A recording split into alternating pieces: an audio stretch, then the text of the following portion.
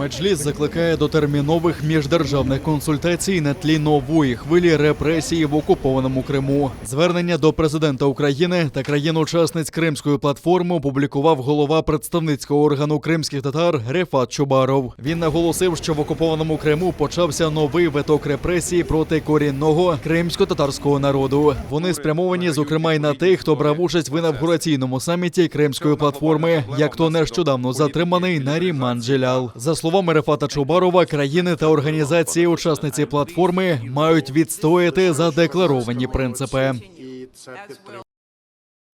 Повідомлення, що надходять з окупованого Криму, свідчать про ведення російськими окупаційними силовими органами відкритого стеження за кримськими татарами та їхніми родинами. З метою запобігання катастрофічним наслідкам репресій, що розгортаються в ці дні в Криму по відношенню до корінного кримсько-татарського народу, і звільнення всіх кримських політв'язнів, позбавлених волі російськими окупантами, Меджліс кримсько-татарського народу закликає вас до термінового проведення міждержавних консультацій в рамках Кримської платформи.